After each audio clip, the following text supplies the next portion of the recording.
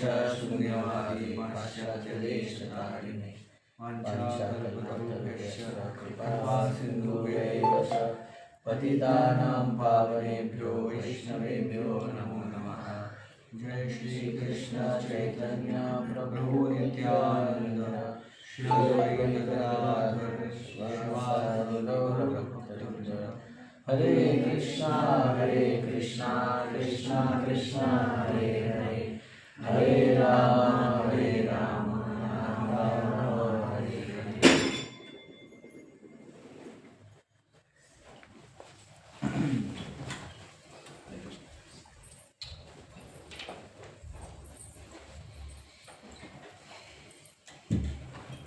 So we are referring the Gita, which is chapter 2 and verses 61. So those who have it on their device, they can follow me. Those who are not available, they can share with the. I'll share the link in the group so you all can have it there.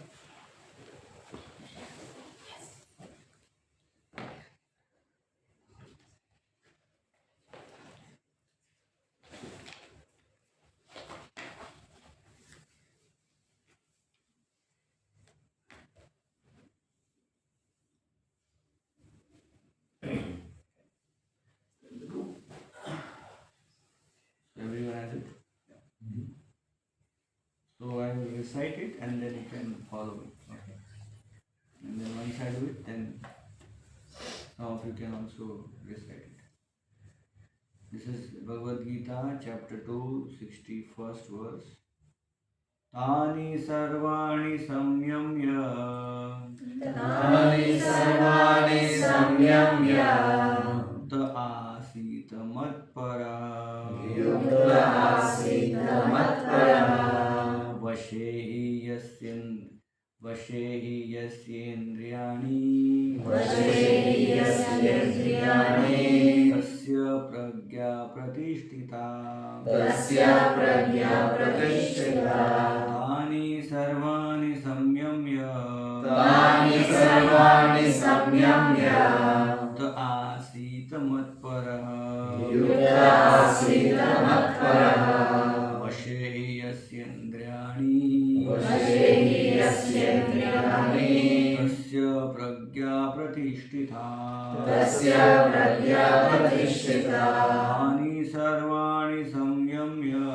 Tani sarvani samyamya. Yukta asita matpara.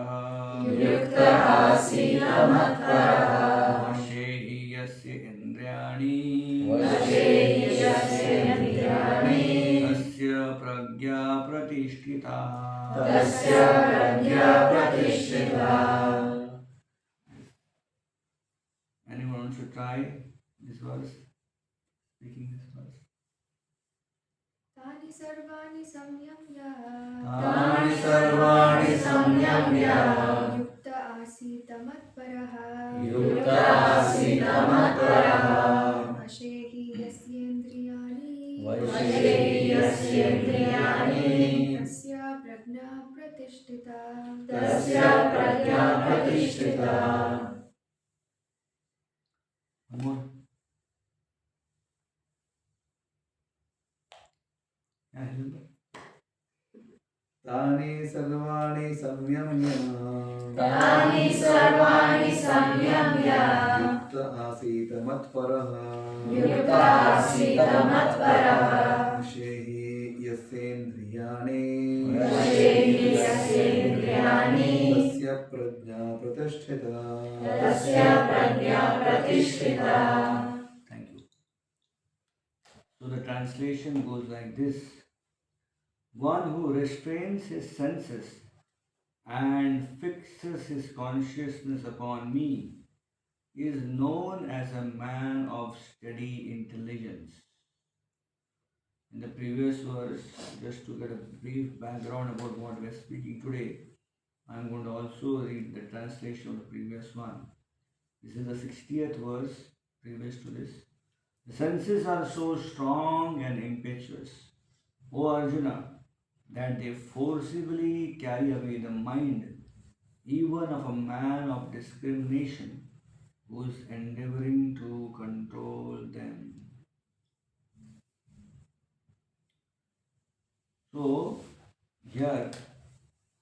Lord Sri Krishna is building up a very important theme.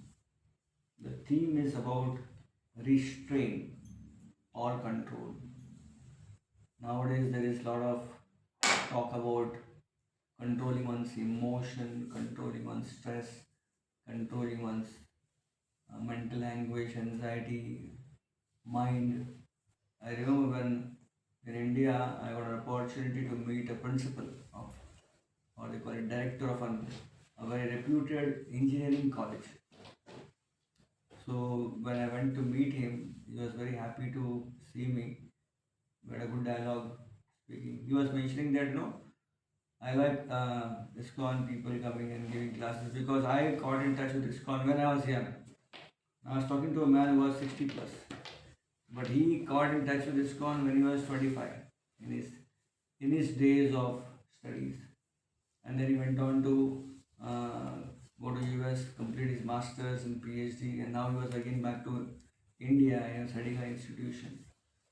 He was telling me that he was very glad to be in touch with the Hare Krishna movement, and because wherever he went all over the world, he got a chance to connect to Bhagavad-gita through Hare Krishna devotees. It's a fact actually, wherever I travel, I see somewhere down the line you can always connect to Hare Krishnas and learn the spirit of Bhagavad-gita, the culture of Bhagavatam. So he told me, you're sharing that, Prabhuji, everyone calls Prabhuji, no devotees. So Prabhuji said that the generation which is there in today's world, current generation, is very unfortunate. So why? They are unfortunate because they don't have role models. So I asked him, can you explain? He said, when I was young, he said, those days we had people who were celebrities who had character. And nowadays, people are celebrities, but there is hardly any character. And therefore, celebrities keep changing a lot. So when I had a role model, that role model was like till the role model died. I had that role model throughout my life as a role model who not only excelled in his career but also had a character. So he said that therefore, if you can speak about not about career success, that everyone can speak. There are so many motivational speakers. Speak about restraint. Speak about control. And I was very much astonished. The principal of an institution is telling me, please speak about restraint and control because that's very essential. So then I remember a beautiful example. This was in January in January in India they have a very famous festival. I don't know, some of you must be knowing. They fly kites. Makar Sankranti. They fly kites, so many kites. So an example came of control from this Makar Sankranti kites. Like you see, the kite is flying very high in the sky, and the kite is connected to a string. And with the string, you keep the kite flying. A small kid comes and says, Uncle, why are you holding the kite, controlling the kite with the string? Let the kite be free in the sky. Leave the string. Because of your control, the kite is not able to move. It has only few yards here, few yards here. Can't move more than that. So the young person playing the kite was mentioning, no, actually the kite is being managed. The kite is flying because of the string. Said, I can't believe it. So to show the whole thing, experimental knowledge, experiential learning, he cut the string of the kite. And the boy was so happy. The kite was like flying here, there, beyond the horizon. And finally it came down, landed. The moral of the story is, the kite when it was controlled, it was gaining proper heights. There was a discipline in the life and therefore the kite was in the sky always. As soon as the string was removed, that means when there is no control, what happens? You become free for some time. But ultimately that freedom costs you a lot. The freedom doesn't help. So here is an example of control or restraint, which Krishna is mentioning. Now, control and restraint are very difficult word to digest. If you come to spiritual class, people hardly come nowadays. Why they don't come? Because they'll teach you, don't do this and do this only. And no one wants to hear from others what I should do and what I should not do. So the idea of Gita is not to tell anyone what not to do and what to do. Rather, the Bhagavad-gita encourages us to do something positive and automatically the negatives will be curbed. Let me give an example to you. I had a friend in my college, in my university, who hated to travel in trains. Now I'm talking about trains in India. Trains are very much full of crowd. I thought maybe Indian trains only full of crowd, but when I traveled abroad, I saw some places are still same as sometimes.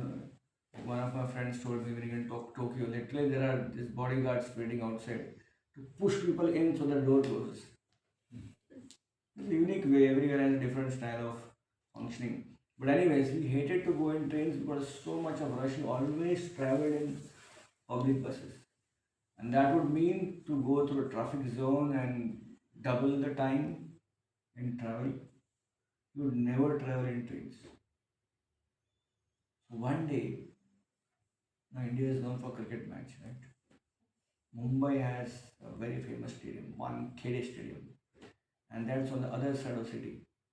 And this guy was staying on the suburbs. His father got a free ticket on the for the cricket match to the company where his father was. So he gave him the ticket. He was very happy. Tomorrow I'm going to watch this cricket match. Just like we have a football. Every country has a different sports to flavor with. So, and he came to know on the newspaper that tomorrow there is the strike of buses. No public buses to run on that day. And he had to go where? From his suburbs home to downtown where his match was supposed to be at. He was thinking what to do, what to do. So now ticket is also there, bus is also not there. So he ventured on something which he had never done before. Travel on the train. So what happened? I met him after he got down from the train. I was shocked. How did you manage? You don't look to be tired, exhausted. No, that's good. Everything was okay. How everything was okay? Because you never went on a train. How everything was okay? Yes, when I saw a train jam packed and I had to enter into the train, I was miserable. But I kept checking my pocket. And in the pocket I saw a ticket of one KDS. That gave me confidence. I entered the train. While on the train, I did not get any chance to sit. I was standing not on two legs, one leg. I was miserable. But I was watching the ticket. 1 hour of train travel, I was able to overcome all the miseries of life because my attention was on the my attention was not what I am getting now, what I will get later. Happens like that to all of us. Many times the very things which we do not like, we go through those things because we have something coming up, a higher taste. So here, the second chapter is culminating with Krishna telling that yes, we can control, provided we have something which is coming up, which is a higher taste. And if you look at that higher taste, what will happen? We will be able to adjust to all the issues, problems, controls, and freak-ups. Like my one friend was in Saudi Arabia. Saudi Arabia is a very hot place. 50-degree plus temperature. Degree Celsius. Now you have Fahrenheit here, right? Celsius. Celsius only, but 50 degrees Celsius. And this is like 25 years back. Now things have developed so much. Those times it was miserable. So then there was a group of people who would work together. So he said, many times I felt I should leave the job and come back to India. And all our friends would come to me and give pep talk. Don't go, don't go. No, I have to go. I'm missing a family. It's so hot here. Said, whenever you feel lonely, whenever you feel that you're missing something, just remove the dirham and smell it. Not dirham, dirham is the currency. Dirham or dinar? Dinar. Dinar is and they would smell. And there was no smell, fragrance, but what we are getting, and this way for 15, 20 years they would work even though away from family. So they're missing something, but what they were gaining was the first thought. So Gita teaches us that many times we have to miss small, small things in our life. But what do we gain? That's important, right? Sometimes we will travel away from the hometown where we stay. I remember one of my friends, he traveled abroad away from his hometown. It's very difficult. Many of us, like especially me traveling. Now this is most of your summer. It's called spring, right? This spring, not spring or summer, whatever you call it. For a person from Mumbai, this is cold winter. So for us, it's miserable to carry, wearing socks, jacket, muffler, and always still be careful with our health. But then what happens? Many of us go away from our hometown and venture into a new soil, new climate. But there is higher prospects. So we manage everything, right? We manage a lot. So Gita teaches us that we can restrain ourselves, control ourselves, provided we should have something higher coming up. If you don't have higher coming up, what will happen? We'll always focus, I'm missing this in my life. I'm missing that in my life. Why should I give up this? But if you have something higher coming out, what will happen? We can curb, we can overcome, we can manage all emotions, everything because we have something good coming. So Bhagavad-gita is a manual which helps us to deal with life. And that's why you find Bhagavad-gita is a 5,000-year-old book and still relevant. Any book in the market which remains relevant for even 10 years? No. Why? Because this is not a book just to study or explore. It's a book of life. So here we are studying the 20.61st verse. So many of you have been regularly exploring coming years for sessions. I hope you are able to enjoy the theme, enjoy the sessions. Therefore, you are coming almost like regular week, every week. Yes. Every week, all of you are coming, right? Some of you are from India, right? Yeah. Some of you are India. Like if someone calls you, a friend calls you, what are you doing?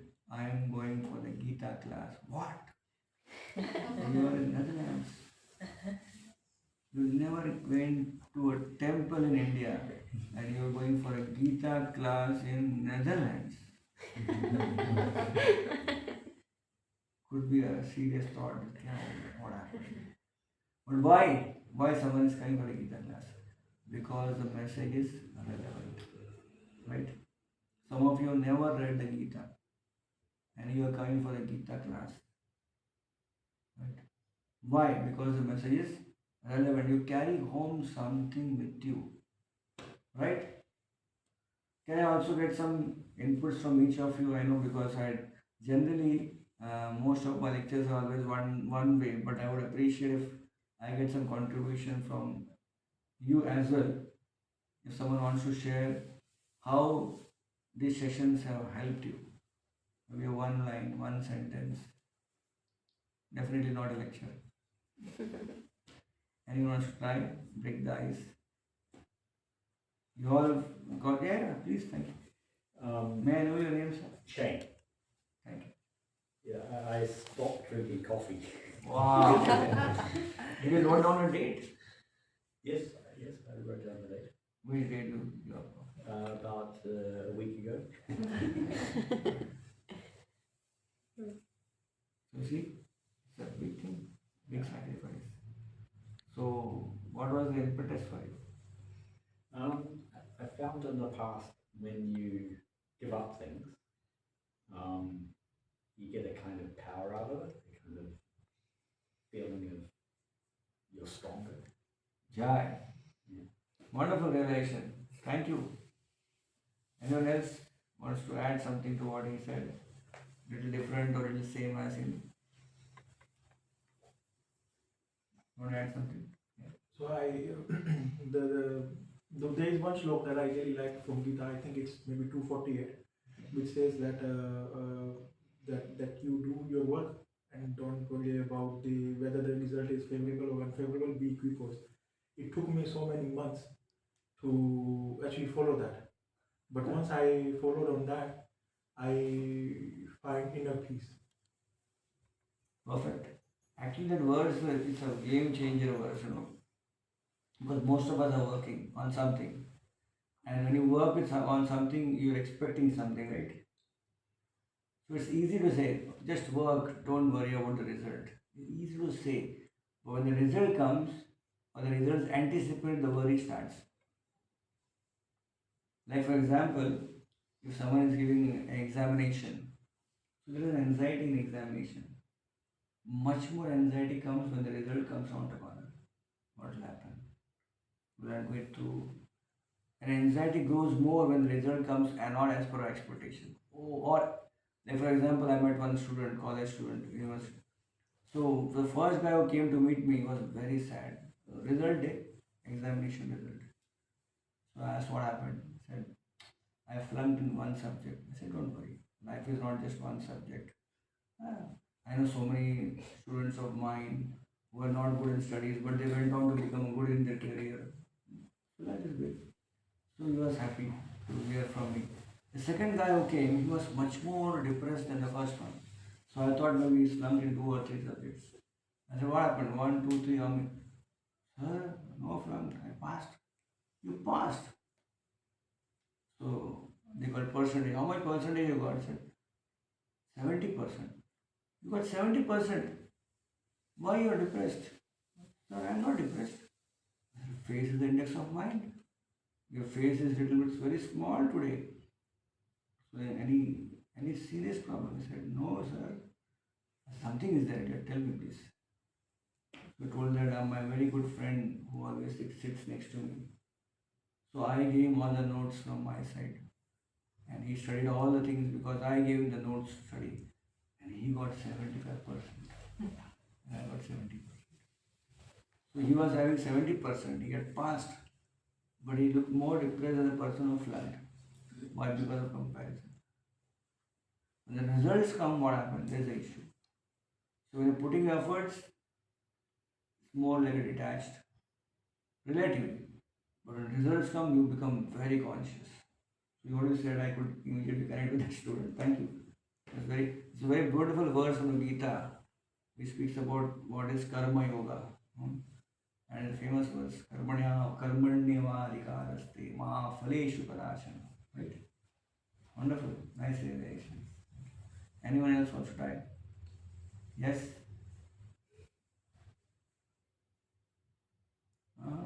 Do one more. Someone?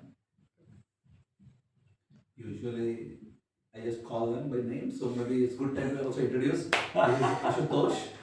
Ashutosh is a PhD in computer engineering and is a postdoctoral researcher here. Hi. Ananga Manjari came with us. She's also a student. This is Suveda. Suveda is from Qatar. Qatar. Yes, and she is a chartered accountant. And then we have Gehenna. She is a student, bachelor's. We have Ritika. She's working for. What's her name? This is Keshav. He's from Dubai. Dubai. Okay. And he's also studying his bachelor's here. This is Shane. Shane is from New Zealand. New Zealand. Okay. Which place? Queenstown. You know the one already. This is Camilo. What is doing? He's working for Schiphol Airport, right? No, Kaylin.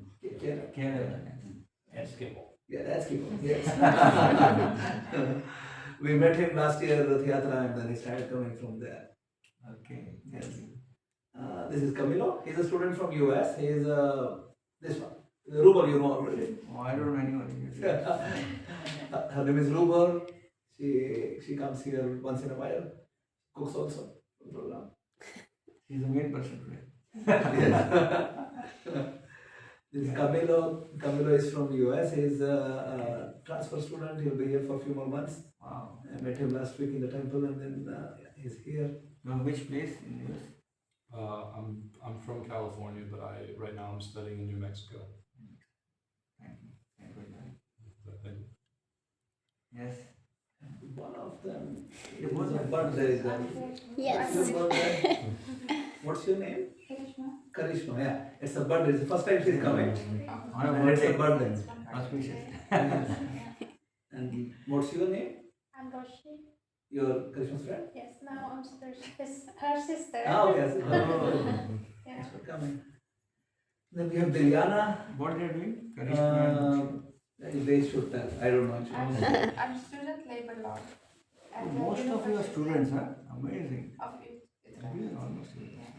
Yeah, I work at an accounting firm in the Netherlands, and I'm doing my postmaster in as a charter accountant You're originally from which place? from Suriname. From Suriname. Yeah, have you been there? Many times. Yeah. Paramaribo. Paramaribo, yeah. Yes. That's Diliana. She is working for. She changed job. Right? Well, yes, but I work at the same Same company. company. Yeah. I think it's good. He's getting upgraded now. Which company is it? Rabobank. Rabobank, yeah. And she's a vegan and she's a vegan activist. Really? On the weekend, she goes and she tries to convey to people to become vegans. Wow. Yeah. It's a lot of work. And Yoga Maya, she's So from. they have done a lot of work already. Huh? Vegan, the people who are involved in preaching about vegan, they already done a lot of work as well, I'm saying. Yeah. Even there's a lot of work to do. Yeah. But it's anywhere totally- you go, it's like a big thing. Yeah. And I give a lot of credit to them for changing the way society thinks now, right? Well done. This is Yoga Maya. Hare Krishna. She's from Ukraine. Is it? Yeah, and she's a disciple of Mahatma Prabhu. Oh, She got initiated last year and she helps a lot with Indian programs and other programs also. thank you. Mata. And then we have Pratap Rudra. People have perhaps not seen, this is Pratap Rudra.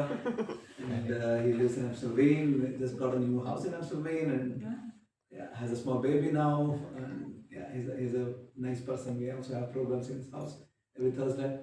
First time he came here First time he is. No, I Before? came here many times, but for the to this place. Mahatma Madhav was Prabhu. here last year. By the way, I came because of him. He invited me, so I came. He was my student, now he's my professor. Krishna. He came in touch with me when he was studying in Pune, engineering, and then he was staying with us. So we have a youth center in our Mumbai where we train all the young people for how to practice spirituality, how to do their career or work. We have at least 20 people in our center who are working or studying, and they stay for 2 years, 3 years, get trained properly while they're working or studying, and they move out. So one of them is Pratap Rudra, who is now settled in Netherlands, has a family and kid now. I'm so happy to meet all of you. This is much better than speaking of philosophy, right? we didn't introduce Prabhuji, so his name is Baldev Prabhu. He's from his Kancho party. He's been a monk since last 25 plus years now, staying in the ashram and living Krishna conscious life and teaching and leading families and youths and a lot of experience. So don't feel shy. If you ask questions, you can just raise your hand and speak like every week how you do. So it's okay. He is a very nice person also. Okay. Usually people are very active. Perhaps they are shy today. See, for you, I am first time. For me, you are first time. So both are shy. Don't worry. So this is a very important, which a verse from the Gita. I would like to say that the second chapter is like a crash course chapter. What is crash course? Crash course means you have less time and more to cover. Everything comes together in a course, small course. Most of the times before the exam, they have small crash courses. So you cover the whole syllabus in a short time. So the Gita has 18 chapters and has 700 verses. However, the Gita was spoken not in a classroom but on the battle where two armies had come to fight a war. The war was not a small war, it was much bigger than even world wars. It was the decisive war who is going to rule the planet Earth. And that time, in midst of the battle, while two armies were already start waiting for the signal to go up, Krishna is discussing the philosophy of Bhagavad-gita to Arjuna. Sometimes people may say that Gita is spiritual book, not practical. But see the platform on which the Gita was spoken. It was not spoken in some forest to sages. It wasn't spoken in some university to students. It was spoken when a professional guy was fighting the biggest battle of his life. The warrior was fighting and he had issues, he had confusions. Krishna spoke the Gita, solved his confusion and made him fight that battle with great vigor. Generally, there is a tendency people think spiritual life means you give up things. But Arjuna is an example where he actually he uh, he strongly took up the very activity which he was not very confident about. So considering that the battle of Kurukshetra was about to start and Krishna was trying to tell Arjuna about Gita, the second chapter is nothing but a synopsis of the entire Gita. Krishna spoke little about everything, thinking that in second chapter Arjuna will be convinced and the war can start early. But after second chapter, everything Krishna spoke little. What happened is Arjuna was not convinced. Arjuna wanted to go more details, more depth, and therefore the third chapter began with a question, and Krishna answered that question. Fourth chapter question, again Gita. So in this way, from third chapter to the 18th chapter, or rather 17th chapter, all the chapters are combined in a very snippet like in chapter number 2. So chapter number 2, when you read now, it's like one of the biggest chapters in the whole Gita. It has 72 verses, something like that. Compared to other chapters, 40, 50 verses. This chapter has 72 verses. So Krishna is trying to wrap up the whole thing, speak the entire Gita in second chapter. The second chapter is called as Contents of Gita Summarized. This is the title of the chapter. But yet, Arjuna is the person who doesn't take anything very cheaply. He wants to know in depth of what it is all about. And therefore Arjuna, even though in the midst of battle, he wanted to clarify, clear all his doubts. And he asked more questions. Third chapter begins, fourth chapter rolls on. And in this way, all 18 chapters. And the 18th chapter, then Arjuna says, now all my confusion is resolved. My doubts have all gone. I'm ready to do what I came for here. So this is the Bhagavad-gita. So very amazing. Bhagavad-gita is a masterpiece. So many great personalities from different fields have explored Gita. Because Bhagavad-gita deals with mind. Bhagavad-gita deals with mind.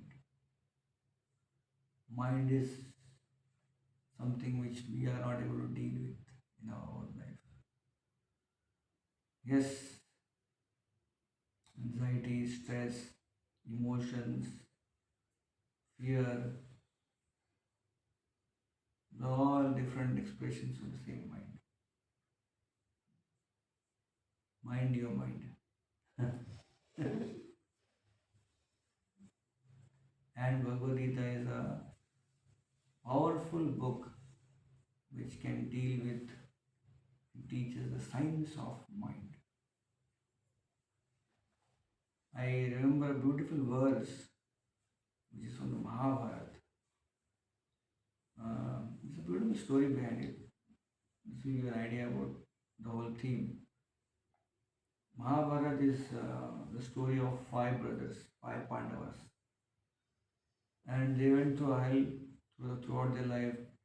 So many ways that they were about to be thrown away or attempted to be killed, but in the end they succeeded and got their kingdom back.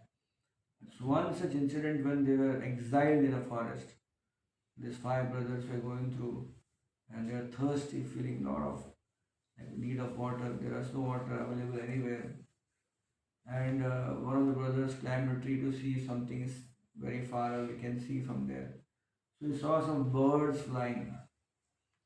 So he came down and said, "My dear brothers, I think so there is some reservoir of water here nearby because the birds are flying there. So you all, since you all are tired, sit here. I'll go, I'll drink some water, bring water for all of you." So he goes, and indeed he sees a beautiful reservoir of water, and he's about to drink the water. A heavenly voice from the sky speaks, "Wait, you can't drink this water. I am the owner of this reservoir of water. You have to answer my questions, and then only you can drink. If you don't hear me, then this water which can bring life can take life also."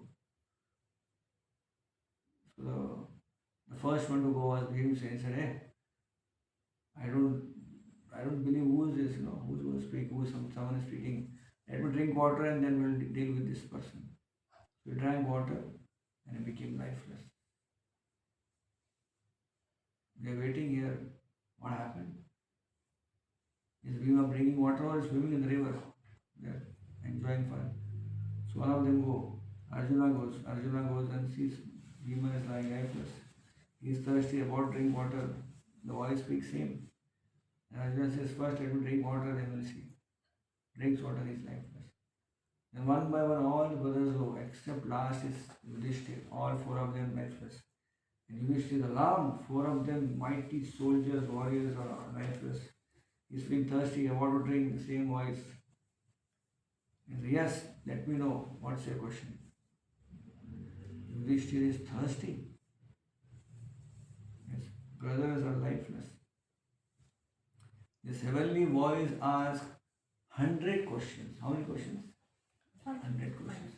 Just imagine you're hungry and a plate is kept in front of you. And someone comes and asks, "Can I ask you a question?" And now? Yes, now. Okay. And then they ask you a question. And again, one more question. And keeps asking you so many questions. What do you say? Can we discuss after we finish this meal? But Yudhishthir Maharaj was so patient. He knew something is coming up. It is can't be ordinary person asking 100 questions. So Mahabharata gives a chapter which all those beautiful questions and Yudhishthir answers them. One person actually pointed out a very nice thing. The whole battle of Kurukshetra was won primarily because of Arjuna and Bhima. Arjuna was fighting with his bow and arrow and Bhima with his club. Yet when time came to become the king, it was not Arjuna, not Bhima. Yudhishthira became the king. Because to run the kingdom, we don't require power, we require intelligence. And Yudhishthira had that intelligence. So Yudhishthira, he answered all those questions. Now I am bringing all this story because one of the questions is relevant to today's topic. Yudhishthira Maharaj asked, "Which is the best and perfect bath?" Which is the best and perfect bath? Very strange question. Snanam cham kim param proktam. We take bath every day. Which is the best bath? Now, if this question was asked to any one of us, we may say river bath or swimming pool bath or shower bath or whatever. But Yudhishthira Maharaj thought that this question could not be as ordinary as it is. So he said, the best bath is that bath which cleanses and purifies all our conditionings. And the heavenly voice said, well said. So Yudhishthira Maharaj is mentioning about not an ordinary bath, a cleansing, not even detox. Detox is generally body detox, but mind detox. Is there any yoga institute, any therapies which teaches us mind detox? Mind detox is only possible when you bring in divinity. Because mind has connection with divinity. Mind can be calmed, controlled, cooled by divinity. So Param Proktam, Yudhishthira is saying the best bath is when you swim in the lake of absolute truth, the Almighty. Therefore, when people hear about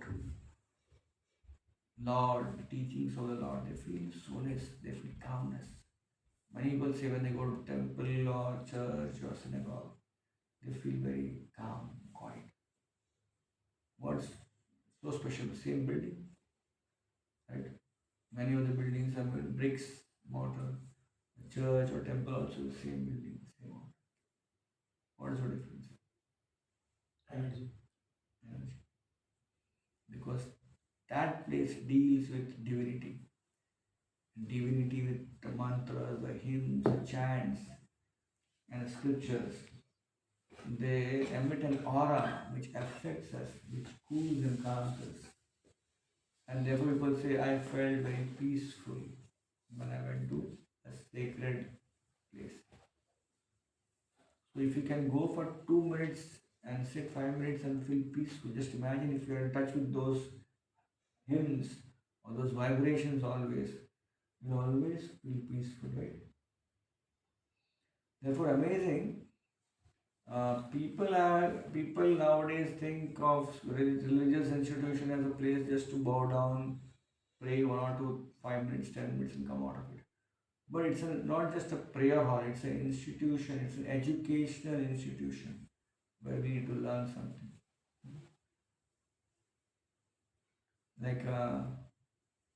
Like we are having this discussion, right? Discussion on the Gita. It's a spiritual place, right? It doesn't look like a spiritual dome and all, but it's a spiritual place where discussion is based on spiritual topics. So if someone asks you after you go back your home or your place, where have you been? I went to a temple or went to a religious place. Okay. How long? I was there for 1 hour 30 minutes. Right? Mr. Price. 1 hour 30 minutes in the spiritual place. Generally our understanding is go to spiritual place, ring a bell, make a prayer, 3 minutes, 3.5 minutes out. And here we are for 1 hour 30 minutes. Why? Because it's not a ringing place. This is a place of ringing our intelligence, ringing our mind. Something should ring in our existence. And that's a discussion, we have spiritual discussion. Therefore, people are so happy to come and discuss on the Gita because there's so much relevance coming up, we can learn so many things.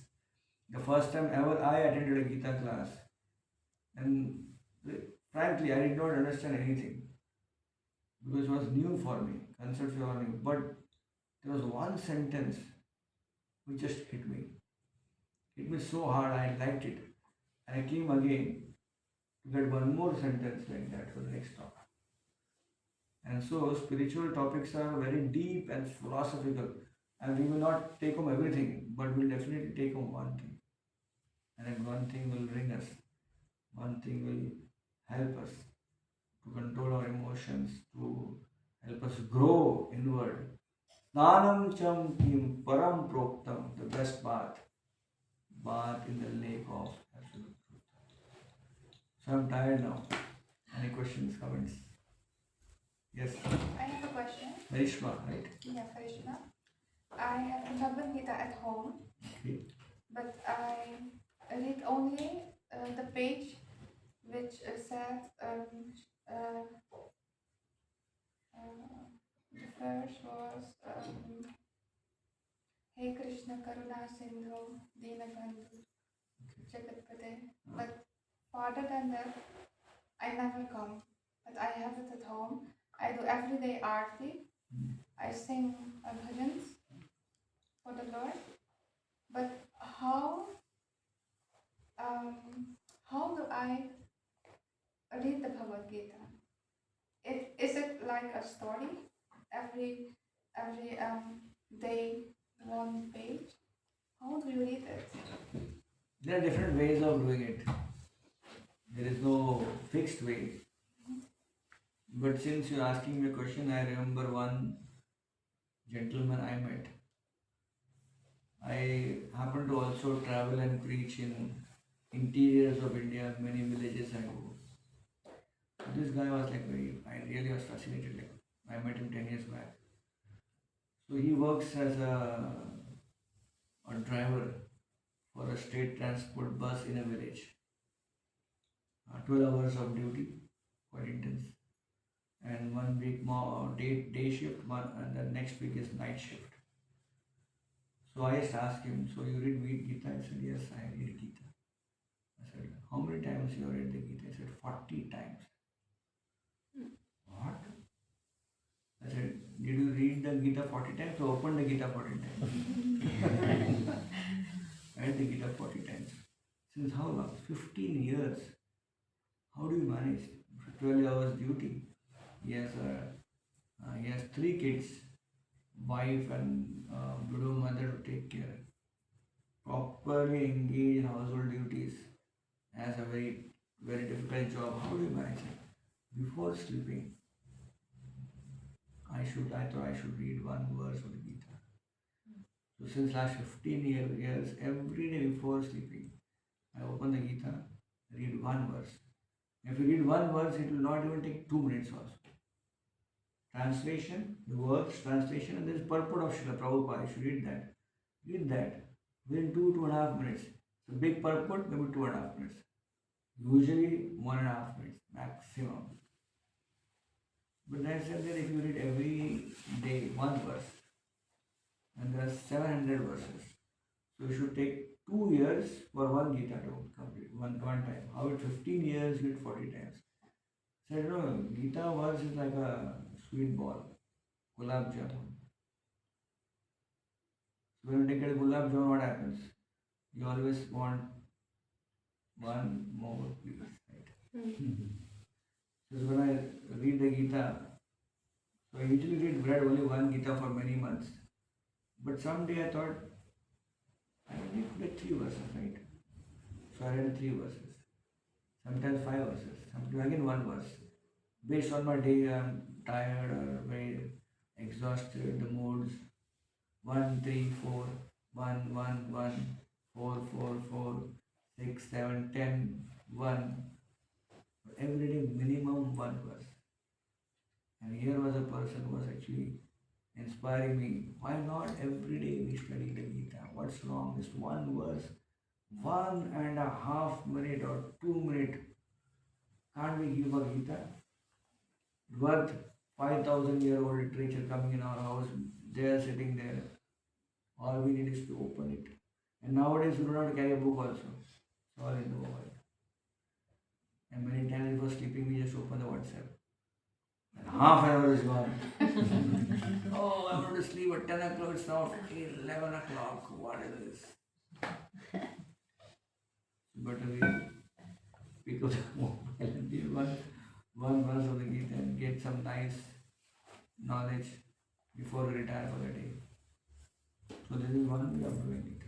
There are many ways of doing it. But in this way we can begin. The best part of this is not a book. This is word of God, song of God, which is not different from Krishna. So we take one step towards Krishna. He sees sincerity and he reciprocates with us. So with show little sincerity, you will see he will give an abundance, all facilities to explore, to know more. This is my personal experience also, and everyone can experience. The best part is you're all coming here. That itself is experience. Why you should come for a discussion like this? There are so many things to do in the world today at this time. But you adjusted all things to come for a Gita class, which shows that this knowledge of Gita is reciprocating with you. It's helping you to grow and to get more and more and more. Am I right? What do you think? What do you think? Maybe sometimes. What do you think? Yeah? That's why you are here. Gita is like that. We have many books now on Gita. You can explore. We have one very nice devotee in our ISKCON who has written very nice books on the Gita. S.B. Keshav Swami. He just is next to London. Coming here in 2 weeks. I mean, dudes, see, The Bhakti space also. Bhakti space. So he has written books now. Gita has acronym every chapter, and Gita 3 also has come now, right? Even that book also is good to read. You can easily connect with our regular life. Take this book, take that book. That book can carry anywhere. If you're traveling, just read something and put it down. Small book. Soft copy also is there. Yeah. Yes, any other questions? I have one question. Yeah, please. When I started coming to ISKCON, I was felt like wow, it's amazing. Then that slowly that is like that experience is still there, but it's not like that wow experience is still not there. Even if I go to a temple daily, at first instance I would be so amazing, I would feel so amazed. But then if I keep going there daily, then I would say this is nothing. So sometimes just for today, I was thinking to skip the session, but I motivated myself in so many ways to come to this session that I really want to be here and would like to attend something. So how can I motivate myself to be on this path without getting that this is getting bored or something like this? See, we all begin with something. Our motivations are generally not very spiritual. Very few are there who are seekers since last life. They come with pure intentions. Most of us, we come and our intentions are mixed. So I will take this example of you coming for the classes and or temple. It's same as anything we experience in the ordinary life also. Like even marriage also. People get married, they're excited. Ooh, I'm going to get married. But few days and few months, life is all nothing exciting in the marriage life, right? And then there's duty. People live together because of duty. They're bound with certain.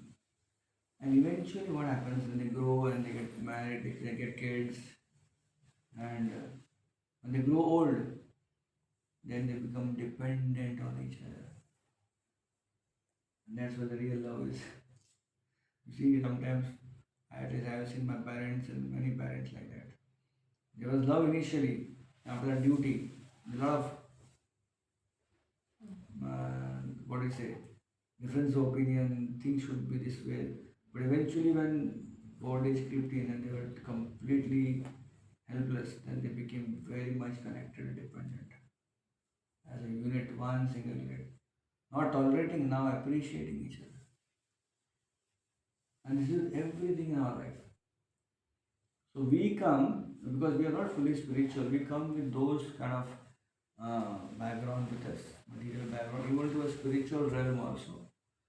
So I feel we should also strike the same path. Initially, when we come for Gita or a spiritual practice, chant Hare Krishna also. Initially, we may like and we start. But after some time, we feel there is not much taste as I feel I should be getting.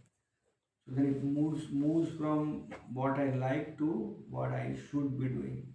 even though I do not like, what I ought to do, a duty based. So all our practices becomes duty based, knowing well a time will come where as I become more and more helpless, then this practice which I did for many years will come to my shelter and grasp, depend on Krishna. When things are all good, we don't depend so much on Krishna. Okay, Krishna is also part of our life. Krishna is not our life, Krishna is part of our life. So this is quite normal, not just with you, with everyone. So keep moving, keep motivating yourself. And sometimes you feel, no, I don't want to go. No, I should go because it's my duty to go. And Krishna will help you. How?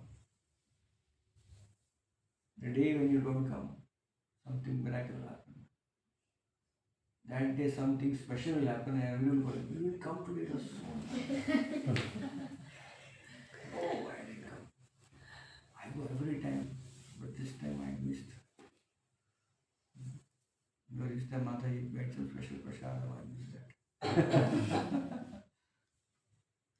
So is it possible to get Meera, the devotion that Meera had in her lifetime? Possible. It's possible to get that devotion back. 100% possible. And that is our actually that goal of our life, to become mad for Krishna, become mad for God. But to attain that, it will go slow progress, because it is not just because when we hear a story or watch a story of Mirabai, we just see the externals. You don't see how the internals are there, right?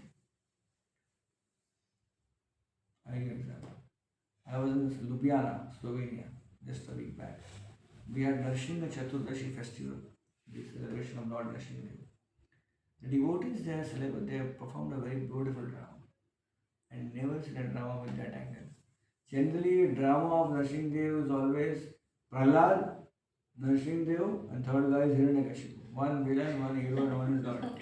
Finish. But here they showed another guy, fourth one coming into picture, who was a part of the kingdom of Hiranyakashipu, who was inspired by Prahlad and he became a devotee. But then he was tortured and then he became again a non-devotee. Then again he was inspired to become a devotee. So whole the story of Nrsimha, Prahlad and Hiranyakashipu was shown from this guy's angle, fourth angle. Which I found really amazing.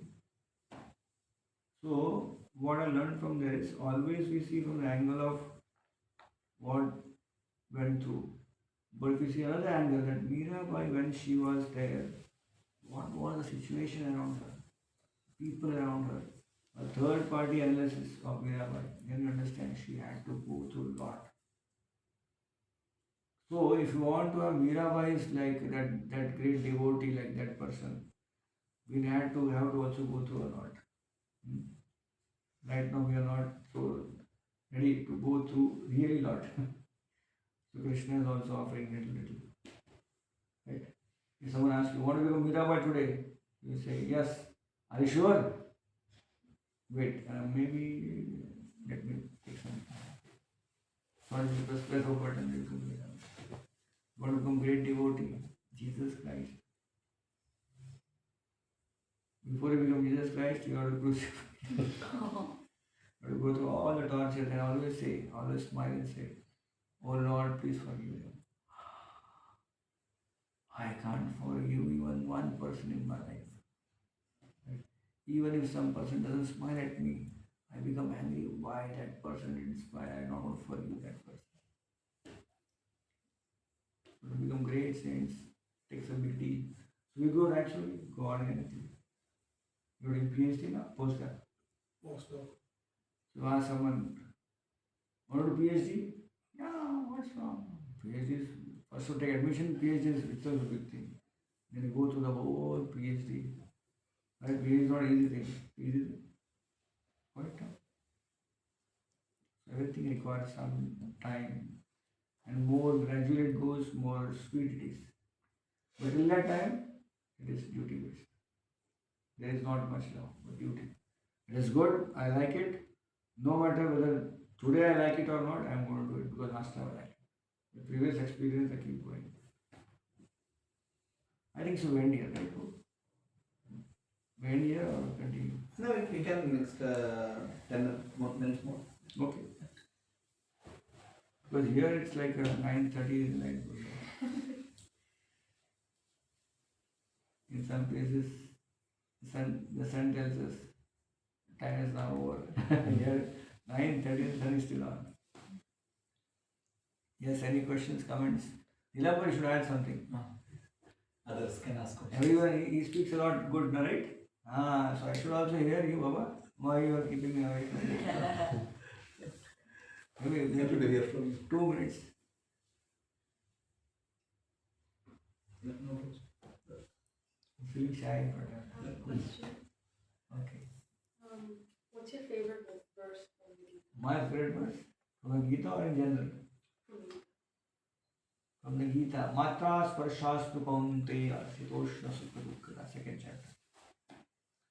When Arjuna is crying in front of Krishna, Krishna, what should I do? I don't know how to fight or not fight. Krishna says, tolerate. Arjuna is expecting a miracle answer.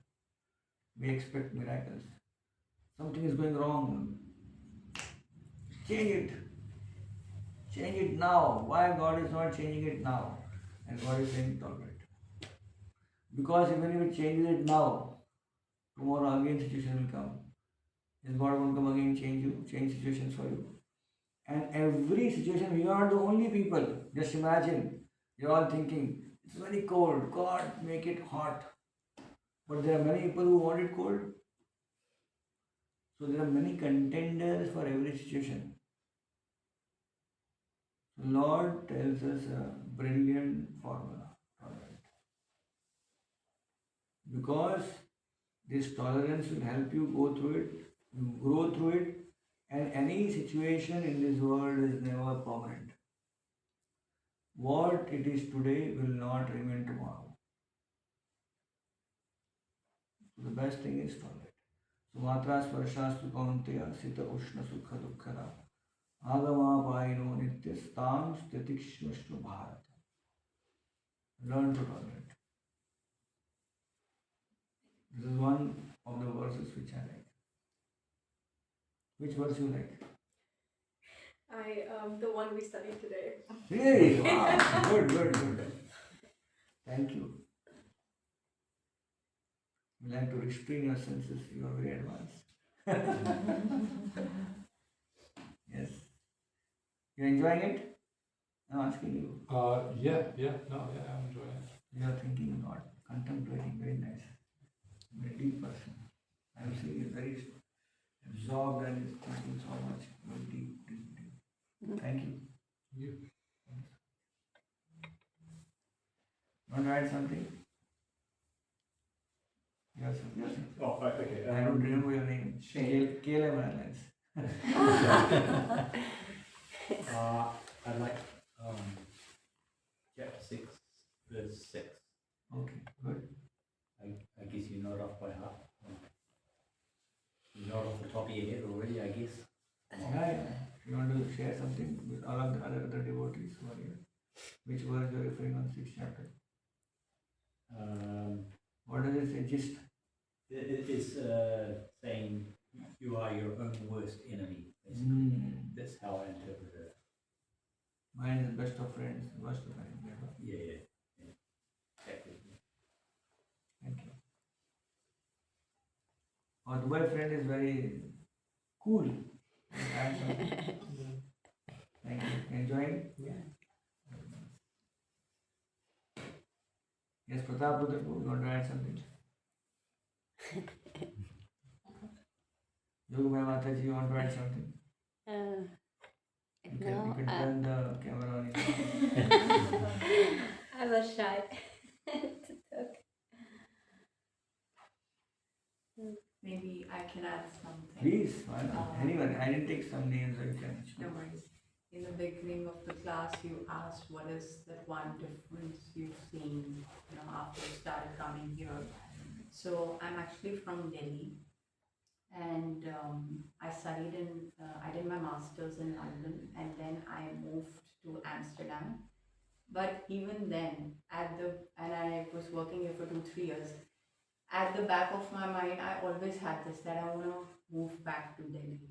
I want to be, because all my life I have lived there, I've grown up there, I've lived and grown with a certain culture which I felt was always very superior, and nothing else compares to that. And I was so like obsessed with a certain kind of lifestyle, and all my goals were so materialistic, like I want this house, I want this, I want that. And then, while of course the Amsterdam lifestyle, because here everyone is very simple, it's very different from the show off lifestyle of Delhi or the ostentation of London.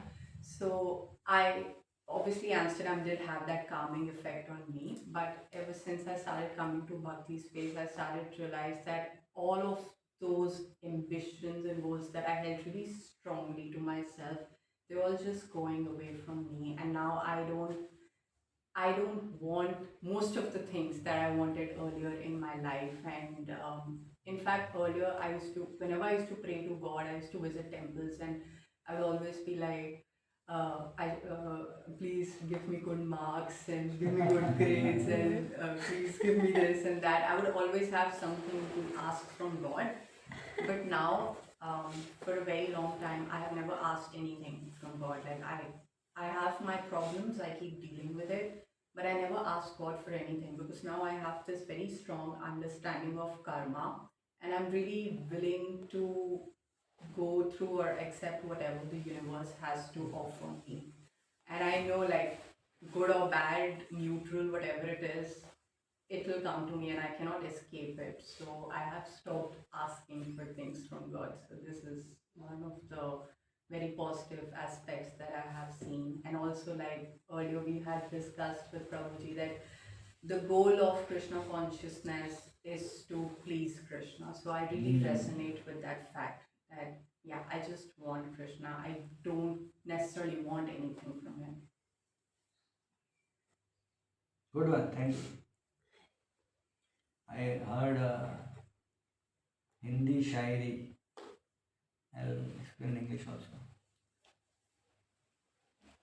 कमाल का ताना हमारा भगवान ने मंदिर में, कमाल का ताना दिया भगवान ने मंदिर में, मांगने आया करते हो मिलने भी आया करो.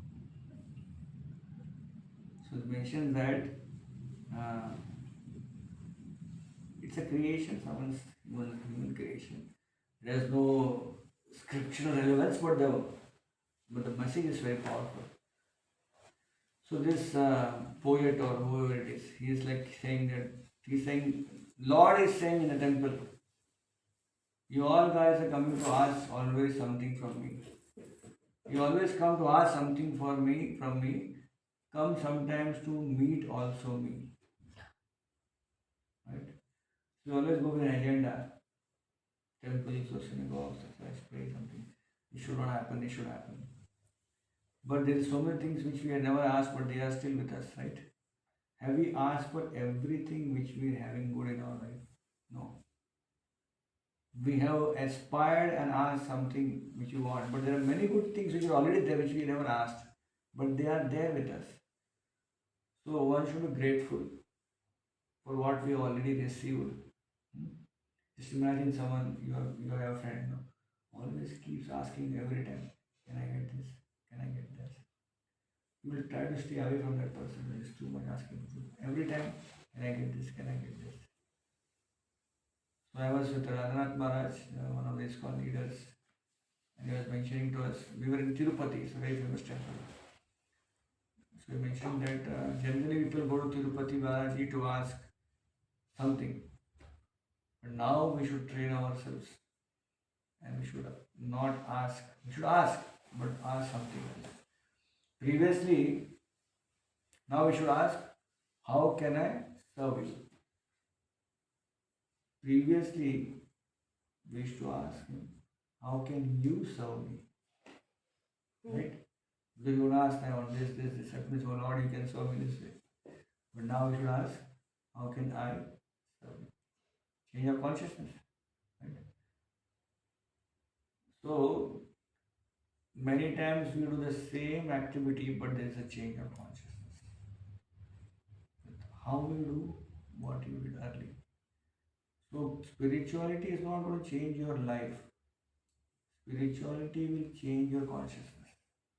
Going to be same person working in KLM Airlines, same person doing a PhD, same person handling some different postdoc or education, bachelor's or master's. Nothing is going to change externally, but internally the consciousness will be changing. Why we are doing or what we are doing. That is called as, therefore we label it as International Society for Krishna Consciousness, or consciousness should be for Krishna. Everything we do will have meaning. Right? We are doing this for who? Not for myself, for Krishna. Wow. Everything I'm going to do is going to be offering to Krishna. It's not just some food we're going to offer to Krishna. That's the only thing limited. Flower, food, that's it. No, now I can offer my degree. I can offer my career. I can offer my work to Krishna. Isn't that an interesting thing? That's called Krishna consciousness. So I resonate with what you say. Okay, Hare Krishna. Let's have a few minutes of kirtan. Yes. And then we will sing. So everybody can play up. Bhakti Jai.